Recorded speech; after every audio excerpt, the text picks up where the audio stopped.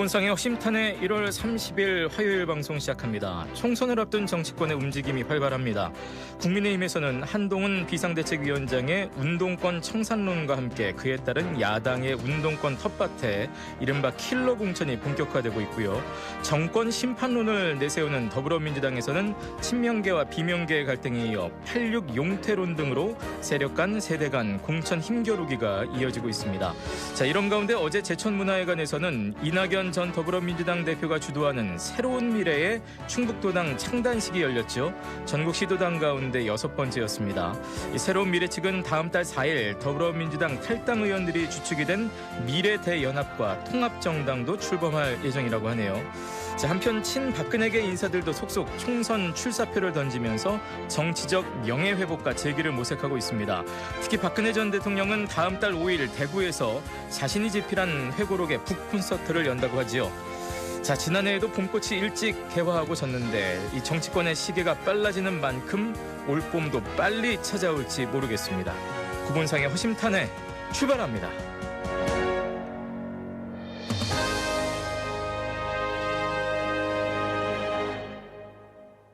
어휴, 추워.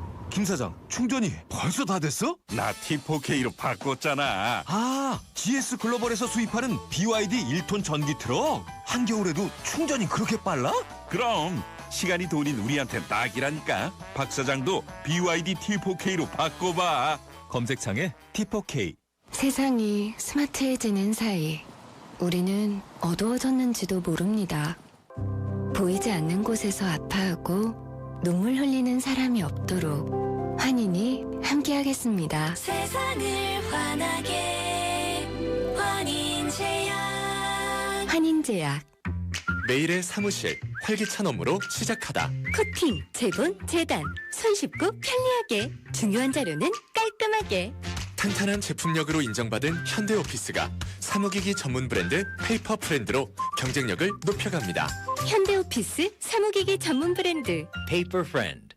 부장님, 실장님, 국장님. 이사님. 일은 오래 했지만 연금 관리는 왕초보. 퇴직금 목돈 어떡하지? 퇴직연금 IRP. 믿을 곳은 미래에셋증권. 퇴직금 키우기, 절세, 인출, 연금 포트폴리오까지. 연금은 미래다. 미래에셋증권. 원금 손실 유의 및 투자 전 설명 청취. 네, 구본상의 허심탄회 여러분 함께 하고 있습니다. 앞서 오프닝에서도 이제 정치권의 움직임에 대해서 두루 잠시 살펴봤는데요. 오늘 더 인터뷰로 1, 2부 모두 진행합니다. 1부에서는 총선 예비 후보와 함께하는 시간. 오늘은 송재봉 더불어민주당 청주 청원 선거구 예비 후보가 스튜디오에 또 나와 계십니다. 안녕하셨습니까? 반갑습니다. 네, 안녕하세요. 반갑습니다. 네. 오랜만에 뵙는 것 같습니다. 예, 2년 만에. 작년에 이제 용우상박 때 예. 저희 주 패널로 한참 또 활동을 해주시다가 오랜만에 뵙는데 선거운동 하시느라고 많이 바쁘시죠? 어떻습니까? 요즘 어떻게 지내고 계세요? 예, 뭐 지금이 제일 어쩌면 바쁠 때거든요. 왜냐하면 지금 열심히 해야 본선에 갈 수 있기 때문에 네네. 지금 최선을 다하는 상황이고요. 예. 그래서 매일 뭐 정말 새벽부터 시작해서 밤늦게까지 네. 유권자가 있는 곳이라면 어디든 달려간다 이런 마음으로 얼굴 알리고 또 호소하고 네네. 뭐 그렇게 또 시간 잠시 나면 또 직접 전화 드려서 네. 또 부탁드리고 뭐 그런 일을 요즘 그냥 매일매일 열심히 하고 있습니다.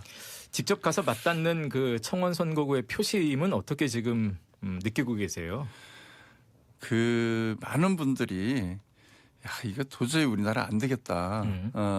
제대로 좀 심판해달라. 꼭 이겨달라. 네네.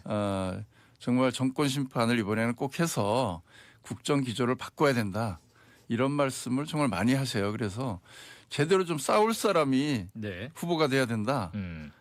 뭐 이렇게 정말 그 존재감 없고 흐리멍텅해서는 안 된다. 네네. 이런 지적 참 많이 받습니다. 제가 전투력을 끌어올리고 있습니다. 네. 네.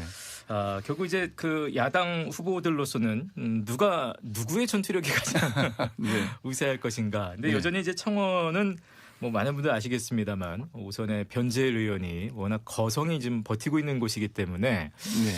뭐 그렇기 때문에 오히려 세대 교체에 뭐 시발점이 될 수 있는 거 아니냐라는 얘기도 있고 또 그럼에도 불구하고 워낙 또 정치적으로 탄탄한 또 길을 걸어온 오선 의원이기 때문에 그 산을 넘는 것이 참 쉽지 않겠느냐는 전망도 있고 두 가지 전망이 여전히 엇갈리고 있습니다. 이제 직접 거의 이제 그 어떤 결정의 때가 다가오고 있는데요. 어떠세요? 네. 어떤 전략으로 맞부딪히실 생각이신지? 저는 처음에 이제 선거운동 출마를 준비하면서부터 결국은 변재일 의원과 제가 최종 경선을 할 것으로 예상을 하고 그에 맞춰서 준비를 해왔습니다. 그래서 제가 일관되게 이제 주장했던 것은 지금 이제 5선에 70대 후반이시잖아요. 변재일 의원님이. 그래서 세대 교체는 제가 이야기하지 않아도 민주당의 당원들과 유권자들이 만나면 거의 90% 그런 말씀을 하십니다. 그래서 이 세대 교체는 우리 청원 지역으로 보면 시대적 과제이다 이렇게 보고요. 그러면서 어떤 식으로 그럼 세대 교체가 될 거냐. 단지 젊은 사람으로 바뀌는 것만으로는 안 된다. 네. 적어도 그 민주당의 그런 진보적인 그런 색채를 가지고 제대로 유권자를 대변할 수 있는 그런 사람이 돼야 된다. 또 하나는 유권자들과 현장에서 소통할 수 있는 사람이 돼야 된다. 그래서 성공한 관료 엘리트로서 중앙에서만 이렇게 놀던 사람은 지역민들의 소소한 삶의 애환과 지역의 그런 과제를 제대로 담아내기 어렵다. 그런 면에서 지역에서 풀뿌리에서 시민과 고락을 같이 해왔던 그런 사람으로 세대 교체가 돼야 청와대 정치가 변한다 이런 생각을 하고 있고 또 그렇게 말씀드리면 네. 대부분 공감을 해주십니다. 아직 그 민주당에서도 이제 공천 과정 중에 있는 거잖아요. 네, 그렇습니다. 뭐 전략 공천될 가능성도 있다고 보십니까? 청원 선거구의 경우 더불어민주당에서? 저는 뭐 배제할 수 없다 이렇게 생각하고 있습니다.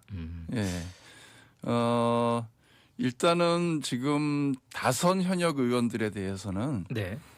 그리고 다선 현역이면서 만약에 하위 20%에 들어가 있는 경우는 네. 아마 공식적으로 불출마를 권유하고 있는 것으로 알고 있습니다. 예. 그런데 아직 그 본인에게 통지가 이번 주에 된다는 거거든요. 네네. 그러면 그것도 저는 큰 변수가 될 수 있다 이렇게 보고 있고요. 예. 그 이외에도 여론조사 결과 상대적으로 그 다른 후보에 비해서 좀 월등하게 격차가 날 경우에는 네네. 또 전략 공천이 가능하거든요. 네. 그런 면에서 배제할 수는 없다 이렇게 저는 생각을 하고 있고 그러나 저는 기본적으로 경선한다. 네. 또 정당 공당에 있어서의 후보 공천은 경선이 원칙이다 저는 이렇게 생각을 합니다. 예. 그래서 공정한 경선을 통해서 후보가 선정이 돼야 다른 후보도 승복을 하고 또 이후의 본선 과정에서 협력할 수 있기 때문에 네네. 가능하면 경선으로 가는 것이 맞다 이런 생각을 하고 있습니다. 네. 죄송한 질문이지만 만약에 네. 뭐 만에 하나를 가정을 해서 좀 죄송합니다. 네. 전략 공천이 되고 그렇게 또 어떤 뭐 인지도에 따라서 결정이 된다면 네. 그때는 뭐 어떻게 좀 그 다음은 어떤 생각을 하고 계신가요? 뭐 제가 만약에 된다고 하면 예. 적극적으로 다른 후보 진영과 협력을 하고 포용을 해서 네네. 함께 원팀으로 총선 승리를 통해서 정권 심판을 이루는 게 핵심이고요. 네네. 그리고 뭐 정말 만에 하나 제가 안 된다고 하면 제가 예. 이미 그 다른 예비 후보들 모두에게 원팀 제안을 보냈습니다. 네네. 그 이유는 이번 선거의 의미는 개인이 되는 것도 중요하지만 이 윤석열 정권의 폭정, 무능, 무책임 이에 대한 심판의 선거이거든요. 네. 그러려면 선당 후사라고 했거든요. 그래서 자신이 설령 그 뜻을 못 이뤘다고 해도 결국은 그 당의 후보를 통해서 뜻을 이루는 것도 결국 민주주의 발전에 중요한 의미가 있기 때문에 저는 원팀으로 끝까지 함께해야 된다 이렇게 생각하고 있습니다. 예. 뭐 상대당이긴 합니다만 국민의힘 같은 경우 이제 3선 이상 뭐 페널티라든지 뭐 감점이라든지 뭐 청년 우대라든지 이런 공천 룰들이 이제 발표가 돼 있습니다. 네, 그렇습니다. 뭐 좀 보시면서 물론 이제 민주당도 어느 정도의 기류는 그렇게 많이 따라가겠습니다만 이제 공식적으로 나와 있지는 않기 때문에 좀 그런 거 보시면 부러우실 수도 있겠어요. 네, 뭐 하여튼 더 과감하게 일단 혁신을 하겠다고 하니까 기대를 하고 있고요. 또 한쪽에서 열심히 혁신하면 또 다른 쪽도 따라서 또 열심히 하기 때문에 이게 정치 발전에 좀 도움이 될 것이다 이렇게 생각은 하는데 네.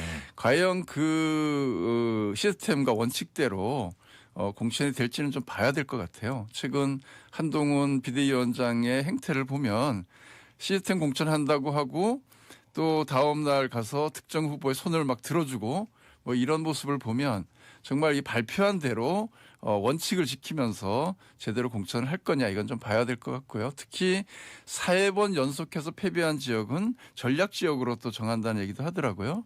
그럴 경우 총원도 사실은 3번 이상 연속으로 패한 지역이기 국민의 때문에 입장에서 그렇죠. 예. 그럴 경우에 후보 공천을 어떻게 할 것이냐 네. 이것도 저는 관심 있게 좀 볼 대목이다 이렇게 생각을 합니다. 예. 이 전체적으로 봤을 때 앞서서 제가 오프닝에서도 잠깐 말씀드렸습니다만 요즘 또 이제 더불어민주당에서 나오는 목소리 중에 하나는 이제 86 용태론을 네. 또 들 수가 있겠습니다. 네, 이에 대해서 그렇죠. 어떻게 생각하세요? 그 86 중에 사실 전대협 세대들이거든요. 이분들이 그 87년 민주화운동에 상당한 기여와 역할을 한 거는 분명하고 이분들이 그래서 20대 때 30대 초반에 정계로 진출을 해서 근 30년 가까이 정치권에 있었던 사람들을 이제 이야기하는 거죠. 네. 근데 그분들을 모두 뭐 획일적으로 용퇴하라 이런 것은 저는 좀 문제가 있을 수 있다. 예. 그러나 그동안 한 30년 동안 정치권에 있으면서 제대로 역량을 보여주지도 못하고 기존의 기득권 질서에 안주하고 있는 네. 그런 86그룹에 대해서는 저는 충분히 그런 얘기를 할 수 있다 이렇게 생각을 하거든요. 네. 그럼 그런 목소리를 또 담아서 좀 공천도 돼야 되고 또 스스로 용기 있게 물러나는 그런 모습도 필요하지 않을까 이런 생각을 하고 있습니다. 예. 자, 이제 더불어민주당 입장에서 이제 뭐 여권도 마찬가지입니다만 그 지금 이제 소위 말하는 중텐트 2개가 쳐졌다 이런 얘기들을 하고 있습니다. 분석들을 하고 있습니다. 향후 이제 네. 어떻게 될지 모르겠습니다만 그 파급력은 어떻게 보세요? 어제 이제 충북에서도 이낙연 전 대표가 주도하는 새로운 미래 충북도당이 이제 네네. 발대를 했고 이제 뭐 일단은 제천 단양의 이근규 후보가 네네, 나선다. 그렇습니다. 그리고 예. 또 흥덕구에도 한 후보가 나선다라는 정도로 일단 있는 가운데 다 후보를 내겠다라는 지금 포부를 밝히고 있는데요. 그에 따라서의 어떤 손익계산, 득실계산도 좀 분주해질 것 같습니다. 어떻게 보고 계신지요? 예, 아무래도 이분들이 탈당에 나가서 네. 새로운 당을 만들지 않았으면 사실 제일 좋았을 거라고 생각을 합니다. 어떤 경우에도 이제 부분적이지만 분열이 될 경우에 이 정권 심판이라고 하는 그런 큰 기조가 흔들릴 수 있기 때문에 이제 그런 데 대한 좀 우려와 걱정이 한편에는 있고 그러나 이제 어제도 보셨겠지만 충북 도당 창당대회를 제천에서 하더라고요. 네네. 그건 그만큼 제천 이외에는 도당을 창당할 정도 수준의 인력이라든가 사람을 모아낼 수 있는 역량이 지금 안 되고 있다. 저는 뭐 어제 그 화면으로도 이렇게 쭉 보면서 보니까 익숙하거나 낯익은 얼굴들이 이근규 네. 전 제천시장을 빼고는 잘 안 보이더라고요. 그러니까 그만큼 아마 우리 지역에서 새로운 미래의 네네. 파괴력은 상당히 미미할 거다. 그런 생각을 하고 있고 그리고 아마 모든 지역구의 선거 후보를 낸다는 건 저는 불가능할 거라고 봅니다. 뭐 그 정도의 지망자가 있지도 않을 뿐더러 예. 혹시라도 뭐 그 경선 탈락자 중에 일부가 기존에 이제 이낙연 대표와 가까운 경우에 글로 이탈할 수도 뭐 있지 않을까 이런 기대를 할 수는 있을 텐데 네. 결국 그게 자멸의 길이라는 걸 잘 알거든요. 이후에 자신의 정치 생명을 버리는 것이 될 가능성이 높기 때문에 아마 그렇게 선택하기는 쉽지 않을 것이다. 이렇게 저는 전망을 합니다. 적어도 충북 지역구에서는 그러한 선택이 쉽지 않을 것이다. 또 예, 그 저는- 결과도 그렇게 밝아 보이지 않는다라는. 네, 저는 그렇게 전망을 합니다. 혹시 청원구에서도 그러리라고 보십니까? 이제 워낙 예비 후보들이 많기 때문에 예, 뭐 그럴 가능성에 대해서 한번 여쭤보고 싶네요. 그러니까 저는 뭐 배제할 수는 없을 거다 이렇게 생각을 하고 예. 또 우리 청원구에도 기존에는 이제 그 이낙연 대표와 아주 가까웠던 또 후보가 계시잖아요. 네네. 근데 최근에 보니까 안 간다 이렇게 말씀을 하셨던데 그러니까 아마 경선 결과라든가 최종 이제 후보 확정된 다음에 네. 뭐 어떤 행보를 할지는 봐야 되겠지만 이미 스스로 안 가겠다고 하셨는데 또 말을 바꿔서 가기는 어렵지 않을까 그런 생각을 합니다. 뭐 말 바뀌는 데가 정치권 아닌가요? 국민들이 볼 그래도 때는. 이 젊은 세대 교체를 주장하는 분께서 그런 예. 행태는 하지 않을 것이다. 뭐 그렇게 생각을 합니다. 그렇군요. 이제 국민의힘도 이제 이번 주가 뭐 공천 이제 접수하고 이제 그런 기간으로 알려져 있습니다. 네. 더불어민주당도 이번 주가 이제 굉장히 또 중요한 한 주가 되겠죠. 향후 지금 이제 일정이 어떻게 되실까요? 네, 저도 이게 상당히 긴장이 되는 한 주를 그러세요? 보내고 예, 예. 있고요.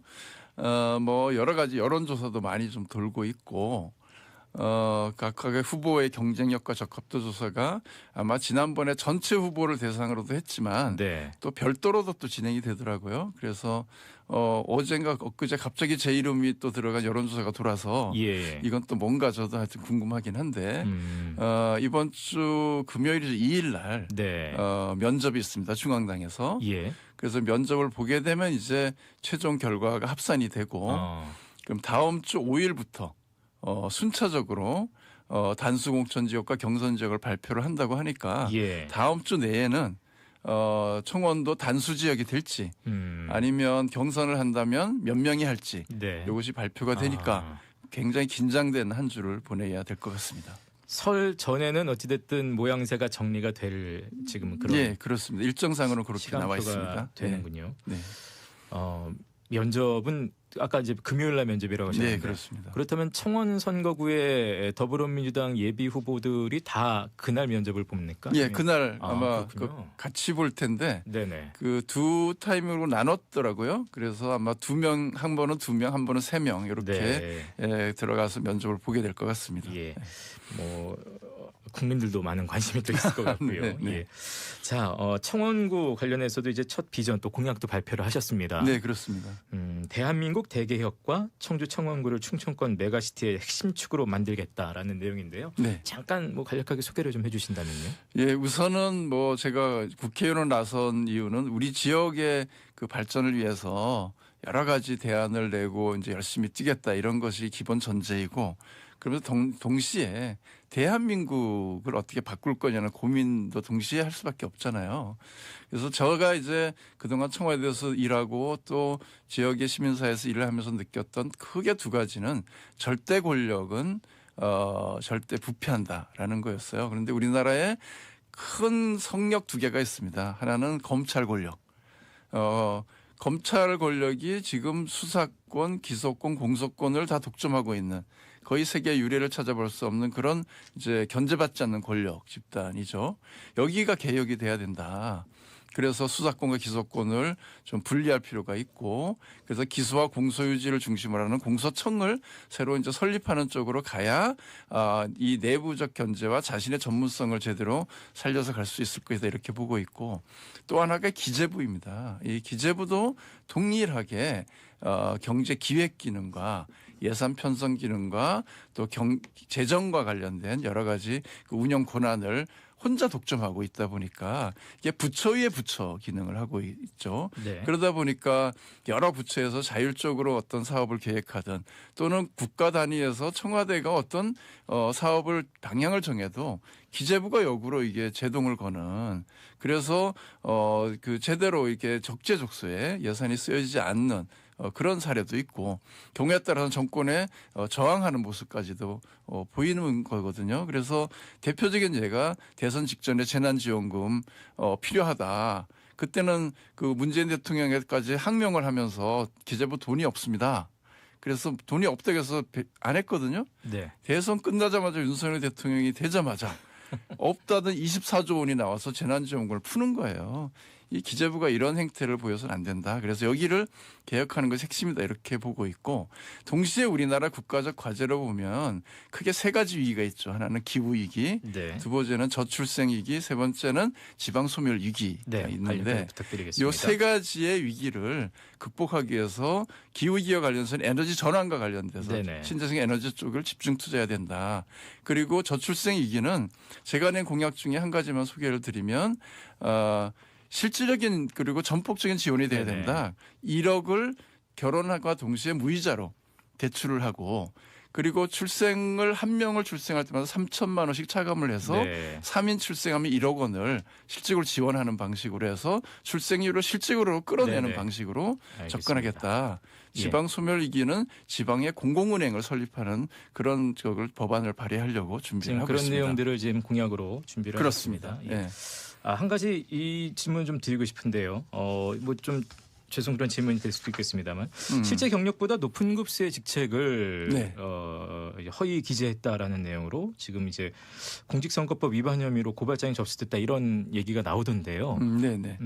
지난번에 보니까 그 K본부의 그 보도에서도 뭐 전 대통령 비서실 제도개혁 비서관으로 저도 이게 언론이 나와서 네. 저희는 항상 이제 청와대 행정관으로 전 행정관으로 이제 소개를 그렇죠. 해드리고 있습니다만 네. 이게 어떻게 된 일인가요? 저는 또 처음 듣는 또 그런 직함이었기 때문에 저희가 실수한 거죠. 예. 실수했다. 예. 그 선관위 예비후보 등록 서류를 낼 때 제가 최종 확인을 못한 이제 저의 잘못이고 1차적으로는 우리 실무진들이 사실 그 우리 국민들도 청취자분들도 아시겠지만 청와대 비서관과 행정관 잘 구분이 안 되거든요. 뭐 그러실 수 있죠. 네, 예. 그래서 비서관이 높은지 행정관이 높은지 대부분 잘 모르고 오히려 행정관이 더 높다고 생각하는 분이 훨씬 많습니다. 그러다 보니까 기재 과정에서 제 경력 증명서가 왔는데 제도개혁 비서관, 행정관 이렇게 돼 있습니다. 서류가. 예. 그러니까 비서관까지만 써서 이제 제출을 했더라고요. 그런데 그 우리 KBS에서 여론조사 결과를 보니까 비서관으로 나와 있어서 예. 바로 이제 확인을 했죠. 그랬더니 잘못 기재가 돼 있어서 이제 선관위에 바로 수정을 했습니다. 그래서 수정을 하셨어요. 네, 예. 먼저 수정을 했고 예, 그 예. 후에 선관위가 조사를 해서 아. 물론 이제 뭐 그런 여러 가지 정황상으로 보면 의도성이 없는 건 알겠는데 예. 그렇다고 해도 잘못 기재한 건 사실이니까 네네. 서면 경고 처분을 내려서 이제 사건은 종결이 됐습니다. 서면 그렇군요. 경고로 예. 그렇게 됐는데 아마 어떤 분인지 모르지만 요즘 뭐 고발 하도 많이 하잖아요. 이제 선거 때가 다가올수록 네, 그럴 수 있죠. 어떤 분이 예. 아마 고발을 했나 봐요. 그런데 그건 이미 선관위에서도 선관위가 문제가 있으면 선관위가 수사 의뢰를 하든 고발을 하죠. 그런데 선관위가 이미 종결 처리된 사안이기 때문에 네네. 뭐 그와 관련돼서 크게 걱정하거나 우려할 일은 아니다. 저는 이제 네. 그렇게 보고 있는데 그건 알겠습니다. 뭐 경찰 수사를 받아봐야 되겠죠. 예, 여기까지는 이제 입장을 좀 들어봤습니다. 네. 저희가 시간이 이제 한 1분 정도 남아서요. 네. 이제 한창 중요한 한 주를 지나고 있습니다. 뭐 짧게 인사 말씀 듣고 마무리하겠습니다.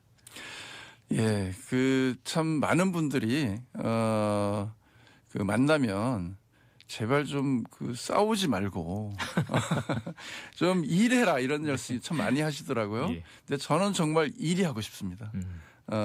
그래서 제가 이미 공약으로 뭐 여러 가지 설명을 시간이 없어서 못 드렸는데 뭐 우리 청원을 정말 그 충청권 메가시티의 핵심 축으로 그래서 또 공항 활성화와 교통망에서부터 또 지금 2차 전지를 넘어서는 에너지 저장 장치를 중심으로 한 새로운 그런 좀 경제의 먹거리를 창출하는 데서부터 시민 개개인의 삶의 질과 관련된 체육, 스포츠, 문화, 교육 네네. 관련된 인프라를 확충하는 이런 일 정말 제대로 하고 싶습니다. 기회를 주시면 정말 열심히 하고 성과로 이렇게 보답하도록 하겠습니다. 네. 꼭 부탁드립니다. 오늘 인터뷰 여기까지 듣겠습니다. 고맙습니다. 네, 고맙습니다.